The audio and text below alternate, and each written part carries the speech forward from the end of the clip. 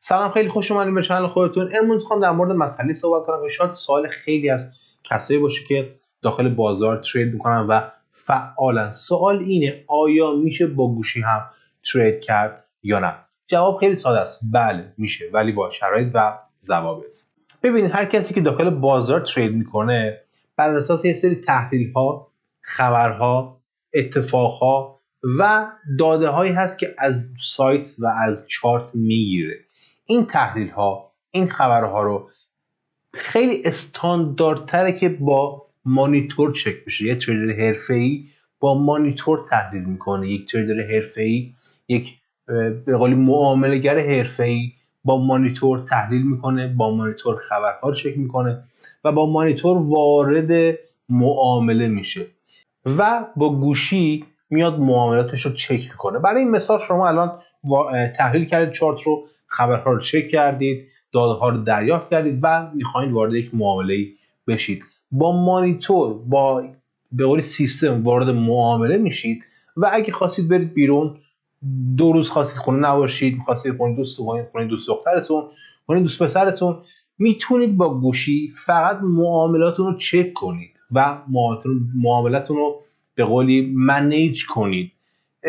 به نظر من درست نیست که با گوشی وارد معامله شد و معامله رو بست. به نظر من خیلی استانداردتره و خیلی بهتره که شما با مانیتور و سیستم این کار رو انجام بدید. خیلی شما تسلط کافی دارید زمانی که با مانیتور تحلیل میکنید، زمانی که با سیستم خبرها رو چک میکنید، زمانی که با سیستم به لپتاپ یا کامپیوتر داده ها رو دریافت میکنید و خیلی تسلط بیشتر داره روی این مسائل تا با گوشی. میگم گوشی رو فقط و فقط بهتره که برای منیج یا مدیریت معاملات یا چک کردن معاملاتون استفاده بشه، ولی با این حال میشه با گوشی هم وارد معامله شه و معامله رو بس. چطوری؟ سعی میکنم که تو این ویدیو حتما چک کنم این مسئله رو و روی گوشی اپلیکیشن متا تریدر 4 رو نصب کردم که هم iOS پشتیبانیش میکنه هم اندروید و شما میتونید روی هر گوشی با هر سیستم عاملی نصبش کنید و خیلی راحت هم میشه باهاش معامله کرد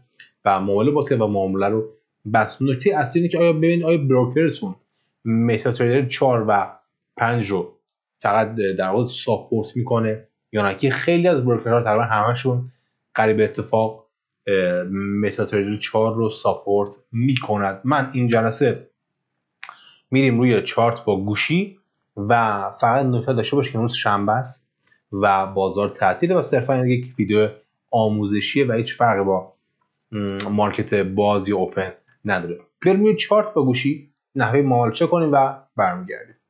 خب همونطور که توی تصویر میبینید من با گوشی موبایل وارد اپلیکیشن متا تریدر شدم و اکانتم رو که بروکرم بهم میده وارد متا تریدر کردم و الان آماده ترید هست. 2 تا نکته: اول اینکه این در واقع حساب دموه و نکته دوم اینه که امروز شنبه هست و بازار تعطیله.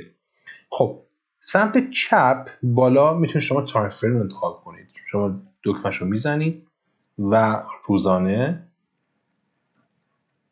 15 دقیقه و 1 ساعته.